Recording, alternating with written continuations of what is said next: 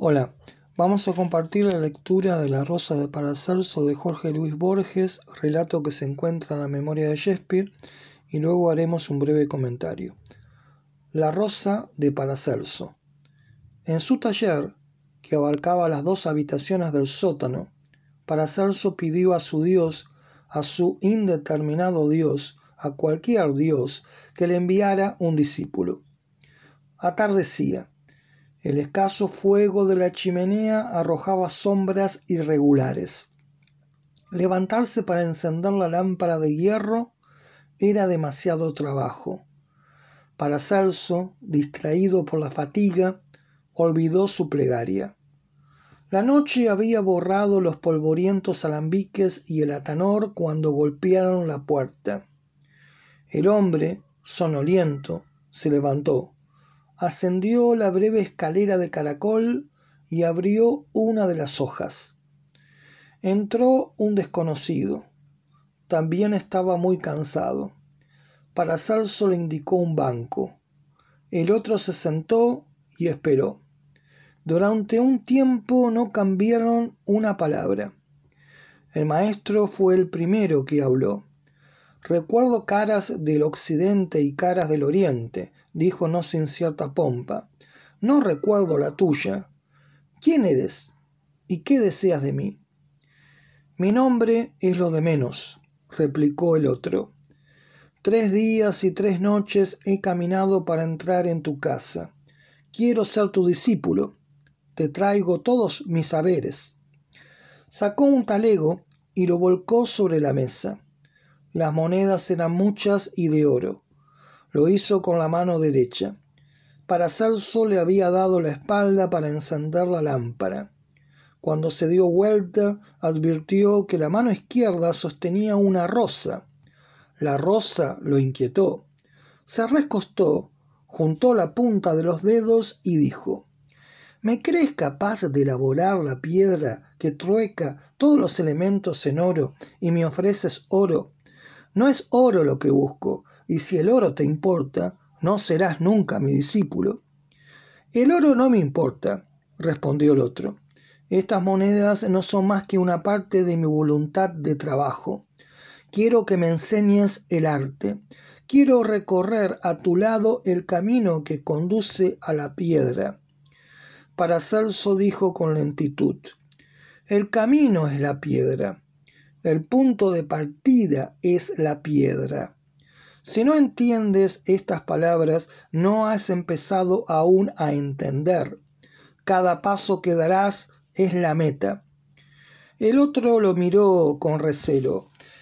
Dijo con voz distinta: «¿Pero hay una meta?» Paracelso se rió. «Mis detractores, que no son menos numerosos que estúpidos, dicen que no y me llaman un impostor. No les doy la razón, pero no es imposible que sea un iluso. Sé que hay un camino». Hubo un silencio, y dijo el otro: «Estoy listo a recorrerlo contigo, aunque debamos caminar muchos años. Déjame cruzar el desierto. Déjame divisar siquiera de lejos la tierra prometida, aunque los astros no me dejen pisarla. Quiero una prueba antes de emprender el camino». «¿Cuándo?», dijo con inquietud Paracelso. «Ahora mismo», dijo con brusca decisión el discípulo. Habían empezado hablando en latín, ahora en alemán. El muchacho elevó en el aire la rosa. «Es fama», dijo, «que puedes quemar una rosa y hacerla resurgir de la ceniza por obra de tu arte. Déjame ser testigo de ese prodigio. Eso te pido, y te daré después mi vida entera». «Eres muy crédulo», dijo el maestro. «No he menester de la credulidad. Exijo la fe». El otro insistió: «Precisamente porque no soy crédulo, quiero ver con mis ojos la aniquilación y la resurrección de la rosa». Paracelso la había tomado, y al hablar jugaba con ella. «Eres crédulo», dijo. «¿Dices que soy capaz de destruirla?» «Nadie es incapaz de destruirla», dijo el discípulo. Estás equivocado. ¿Crees por ventura que algo puede ser devuelto a la nada? ¿Crees que el primer Adán en el paraíso pudo haber destruido una flor o una brizna de hierba? No estamos en el paraíso, dijo tercamente el muchacho. Aquí, bajo la luna, todo es mortal. Paracelso se había puesto en pie. ¿En qué otro sitio estamos? ¿Crees que la divinidad puede crear un sitio que no sea el paraíso? ¿Crees que la cábala es otra cosa que ignorar que estamos en el paraíso? Una rosa puede quemarse, dijo con desafío el discípulo. Aún queda fuego en la chimenea, dijo Paracelso. Si arrojaras esta rosa a las brasas, creerías que ha sido consumida y que la ceniza es verdadera. Te digo que la rosa es eterna y que sólo su apariencia puede cambiar. Me bastaría una palabra para que la vieras de nuevo. ¿Una palabra?, dijo con extrañeza el discípulo. El atanor está apagado y están llenos de polvo los alambiques. ¿Qué harías para que resurgiera? Paracelso le miró con tristeza. El atanor está apagado, repitió, y están llenos de polvo los alambiques. En este tramo de mi larga jornada uso de otros instrumentos. No me atrevo a preguntar cuáles son, dijo el otro con astucia o con humildad.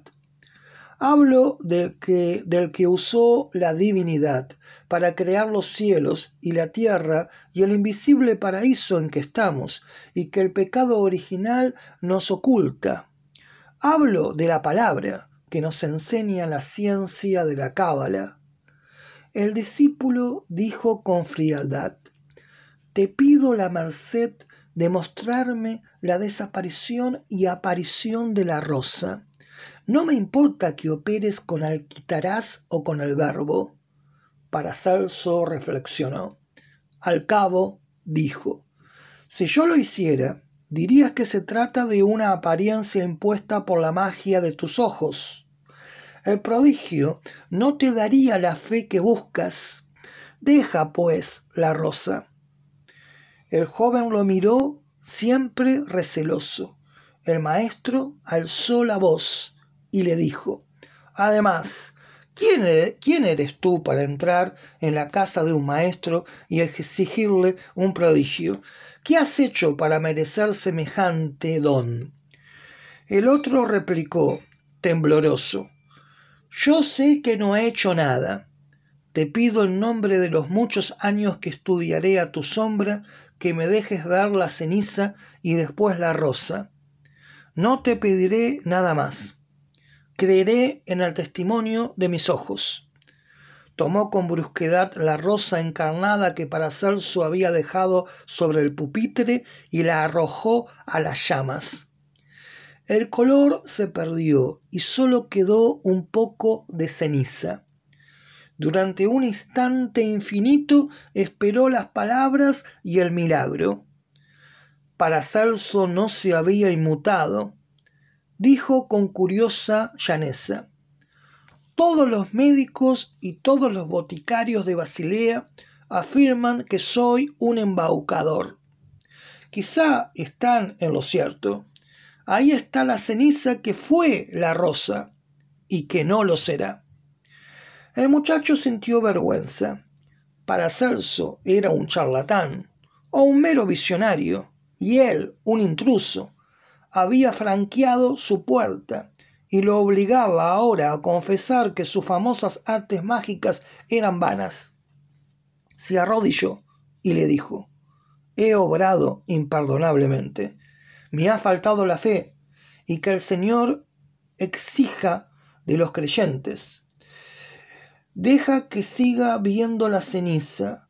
Volveré cuando sea más fuerte y seré tu discípulo, y al cabo del camino veré la rosa. El muchacho sintió vergüenza. Paracelso era un charlatán o un mero visionario, y él un intruso. había franqueado su puerta y lo obligaba ahora a confesar que sus famosas artes mágicas eran vanas. Se arrodilló y le dijo: «He obrado imperdonablemente. Me ha faltado la fe que el Señor exigía de los creyentes. Deja que siga viendo la ceniza. Volveré cuando sea más fuerte y seré tu discípulo, y al cabo del camino veré la rosa». Hablaba con genuina pasión, pero esa pasión era la piedad que le inspiraba el viejo maestro, tan venerado, tan agredido, tan insigne y por ende tan hueco. ¿Quién era él, Johannes Griesbach, para descubrir con mano sacrílega que detrás de la máscara no había nadie? Dejarle las monedas de oro sería una limosna. Las retomó al salir. Paracelso lo acompañó hasta el pie de la escalera y le dijo que en esa casa siempre sería bienvenido. Ambos sabían que no volverían a verse. Paracelso se quedó solo. Antes de apagar la lámpara y de sentarse en el fatigado sillón, volcó el tenue puñado de ceniza en la mano cóncava y dijo una palabra en voz baja. La rosa resurgió.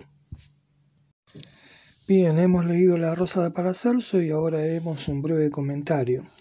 Paracelso, como personaje del relato de Borges, es una reelaboración de un personaje histórico.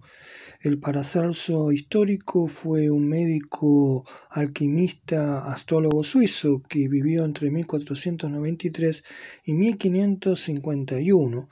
El Paracelso histórico era un personaje de una riqueza contradictoria, porque por un lado fue un impulsor de una medicina de tipo moderno y científica, y por otro lado fue un intelectual, un investigador, un espíritu curioso fuertemente impregnado por los saberes mágicos, herméticos, astrológicos, alquímicos de la época. En todo caso, el Paracelso de Borges es un modelo de sabio. El sabio Paracelso pertenece a la atmósfera donde convive lo mágico con la ciencia en el Renacimiento. Como una cristalización de una figura específica de sabio, a Paracelso lo podríamos diferenciar de otras constelaciones de sabiduría o formas de sabio anteriores en la historia cultural. Lo tendríamos que diferenciar al sabio Paracelso, protagonista del relato de Borges, de la sabiduría introspectiva, del autoconocimiento a través del diálogo y de la razón de Sócrates, es decir, tendríamos que diferenciarlo del sabio socrático, o del sabio cínico, el sabio antiguo, el sabio vinculado con esa filosofía de vivir con lo mínimo, fuera de las convenciones sociales, de acuerdo a la naturaleza. Y el sabio mago Paracelso también es una figura de sabio que tendríamos que diferenciar del sabio estoico, que además de toda su visión teológica, mística y también racional del mundo, era una sabiduría fuertemente vinculada con la ética, con ser imperturbable frente a las adversidades.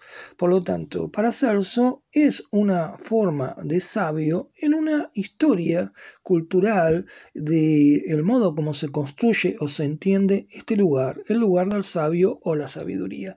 Y esta sabiduría mágica del Paracelso histórico que Borges relabora en su relato se vincula con este personaje ya mencionado en Suiza, en el Renacimiento, un personaje vinculado con la medicina, vinculada con lo oculto, de la alquimia, la astrología, un personaje llamado Paracelso como vinculado con Celso, en tanto que semejante a Celso, que era un médico romano del siglo I.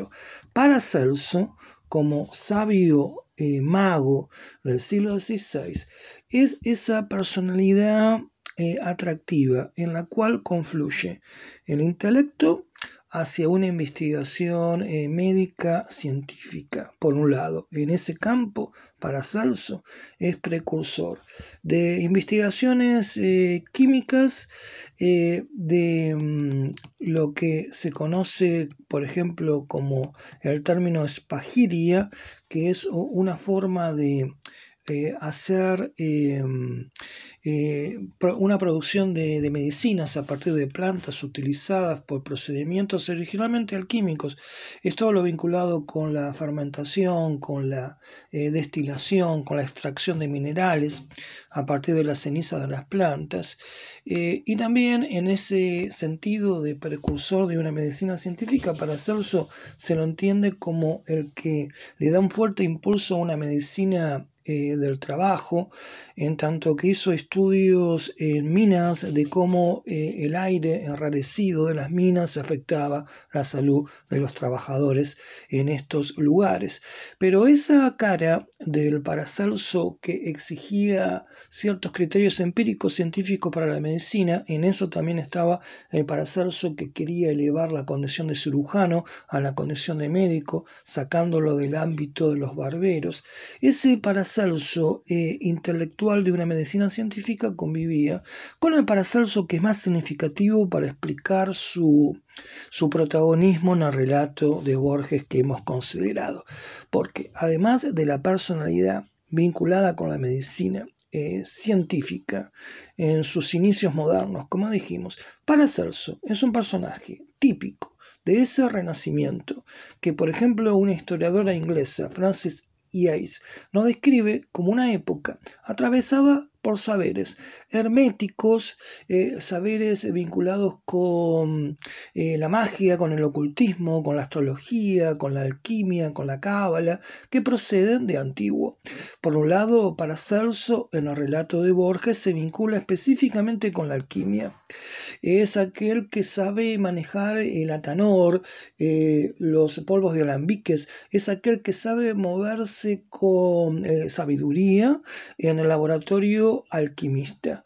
Y por otro lado es un personaje vinculado con el poder mágico, creador de vida de la palabra, de la cual habla en el texto. Por un lado, la relación como sabio mago del Renacimiento de Paracelso con la alquimia se vincula con lo específico de esta disciplina. La alquimia no se conoce con certeza su origen, pero pudo haber surgido en Babilonia, o en el antiguo Egipto, o en la India, o incluso en el ámbito árabe musulmán. La alquimia es un precursor de la química científica. En la alquimia se buscaba, mediante la manipulación de sustancias materiales, generar la famosa transmutación de los metales en nobles, el plomo, el cobre, en los metales nobles, el oro y la plata. De hecho, a Paracelso se le asignaba la habilidad supuesta de haber transformado el plomo en oro.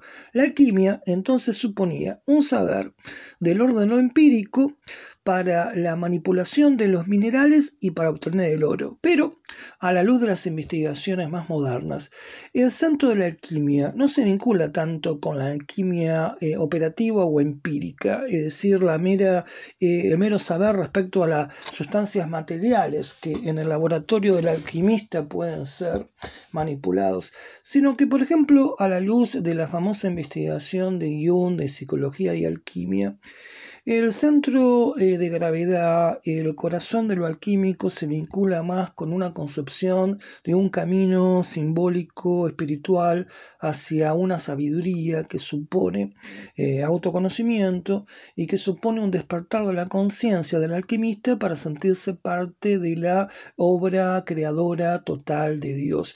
En este sentido, las etapas del famoso trabajo alquímico, que tienen que ver con reducir las cosas a las cenizas, volver las cosas materiales por el fuego a una situación de caos para después hacer resurgir con otro estatuto de realidad a esas cosas. Todo ese camino de la obra alquímica vinculado con las fases empíricas en un laboratorio tiene un significado simbólico espiritual. Vienen a simbolizar las famosas fases del trabajo alquimista en búsqueda de lo que se llama la piedra filosofal o el lápiz filosofarum. Tienen como propósito simbolizar un desarrollo desde un conocimiento de la materia y los procesos empíricos a través del fuego, a través del azufre, del mercurio. Todo ese proceso material que el alquimista atraviesa en su laboratorio es un símbolo de un desarrollo espiritual hacia un conocimiento de nuestra pertenencia al todo, hacia una sabiduría. Por otro lado, en esta explicación de el sabio mago Paracelso como protagonista de la Rosa de Paracelso, está su vínculo con la Cábala. En el Renacimiento, en la construcción de la figura del intelectual es muy distinta a la contemporánea. Hoy tenemos la figura de un intelectual especialista que elige un fragmento de saber y a partir de ahí concentra toda su energía. En el Renacimiento, comienzo de la modernidad, estaba el intelectual humanista, aquel que buscaba el conocimiento de todo lo que el hombre puede llegar a investigar o saber. Había una concepción humanista, universalista, un interés por todos los saberes. Por ejemplo, Leonardo, o hasta cierto punto un humanista como Erasmo de Rotterdam podría ser un ejemplo, el intelectual humanista, renacentista, universalista. Y estaba también el intelectual que se construía por la convivencia en este intelectual del interés por las ciencias naturales y por la magia, la astrología, los llamados saberes herméticos o esotéricos. Era algo propio de la época, este tipo de sabio que une el interés por las ciencias naturales junto con los saberes ocultos. Y ahí se encuentra la ya referida alquimia, la magia, no en el sentido como hoy lo usamos identificado con el ilusionismo, es decir, con hacer trucos, sino la magia como un supuesto saber de leyes ocultas por las cuales el mago podía actuar a la distancia, ejercer una influencia sobre las personas o incluso un poder de cierto control sobre el clima. Esa figura del mago del Renacimiento se refleja en el mago Próspero, la última obra de La Tempestad de Shakespeare, y junto a la alquimia y la magia está también en ese costado de saberes ocultistas herméticos del Renacimiento, como decíamos, la astrología y la cábala. El Paracelso histórico estuvo muy interesado por la astrología. Concebía que la salud del cuerpo depende por un equilibrio total del cuerpo. Ya tenía Paracelso un concepto holístico del cuerpo. La salud depende de la armónica, el armónico equilibrio del cuerpo en su conjunto. En ese sentido, el Paracelso histórico era un precursor de ese concepto orgánico del cuerpo, ver al cuerpo como una totalidad, que el romanticismo y la homeopatía van a continuar en el siglo XIX.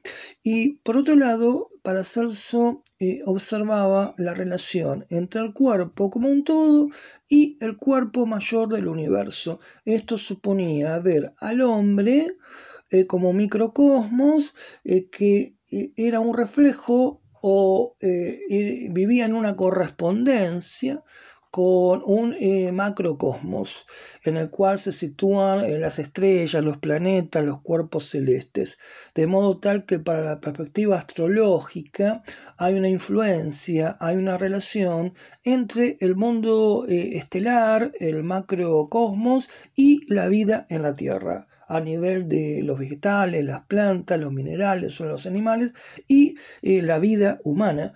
Por eso Paracelso hablaba del concepto del astrum incorpore, es decir, la influencia de los astros en el cuerpo.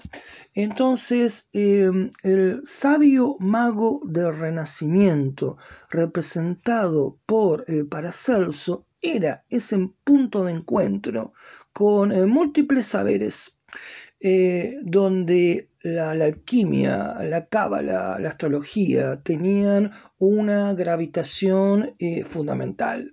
Siendo así, Paracelso, un sabio, mago, propio del Renacimiento, es la figura histórica, entonces, que Borges reelabora en términos literarios dentro de su relato. Y este sabio mago Paracelso, en su vínculo con la alquimia, la cábala, como apreciamos en la lectura, es visitado por un discípulo que Paracelso anhelaba, un candidato a discípulo que se presta a seguirlo, pero bajo ciertas condiciones. Y esas condiciones del discípulo son las que rápidamente a Paracelso lo persuaden respecto a que este discípulo no es el que realmente estaba esperando. Las condiciones que impone el discípulo, como hemos escuchado, tienen que ver con una demostración fáctica a partir de una prueba que pueda ser vista por el discípulo en cuanto a una rosa que es reducida a la ceniza por el fuego y que luego resurge. El maestro, el sabio mago Paracelso, le dice que la cuestión no es creer en su poder o en su sabiduría, sino tener fe, pero esto no es convincente para el alumno. Quiere tener una prueba para estar seguro, una prueba empírica, para estar seguro de la supuesta sabiduría del maestro que estaría dispuesto a seguir. Y segundo, el discípulo está dispuesto a pagar por esa prueba que legitime la supuesta sabiduría por parte del maestro. Es decir, que estas dos condiciones por parte del discípulo, la necesidad de una prueba visible y por otro lado el acuerdo de un pago, vienen a significar una mentalidad que es incompatible para aquella que representa el propio sabio mago Paracelso.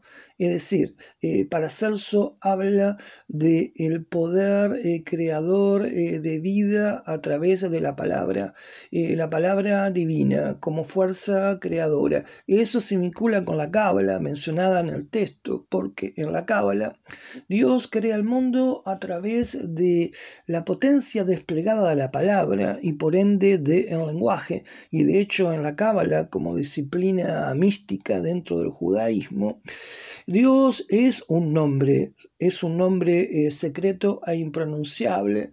El poder del verbo, el poder de la palabra, es una fuerza espiritual, divina, dinámica, creadora. Por lo tanto, es la fe en esa palabra creadora la que el discípulo tendría que tener para ser digno discípulo o ser aceptado como discípulo por parte del maestro. Cuando Paracelso advierte que esto no es así, decide ocultar lo que realmente podría evidenciar como una demostración o prueba de su sabiduría. Entonces finge incapacidad. Finge incluso algo que revelaría que es un impostor, que es un fraude, que es una ilusión, es decir, finge no poder. Devolverle la luminosidad, la vitalidad roja, vivaz de la rosa, luego de que ésta ha sido reducida a ceniza. Finge su incapacidad para hacer renacer a la rosa. Y así persuade al discípulo en cuanto a desistir de su pedido de ser aceptado como discípulo y cortésmente marcharse. Pero en realidad lo que el maestro pretende es ocultar su verdadero poder porque ha encontrado en el discípulo ese tipo de mentalidad que antes decíamos que sería incompatible con aquella que puede ser receptiva a una sabiduría real. Es decir, esa mentalidad del discípulo que de alguna forma viene a reflejar quizás la del incipiente hombre práctico, pragmático de los comienzos de la modernidad. donde lo religioso convive con cierto espíritu práctico naturalista que se expande.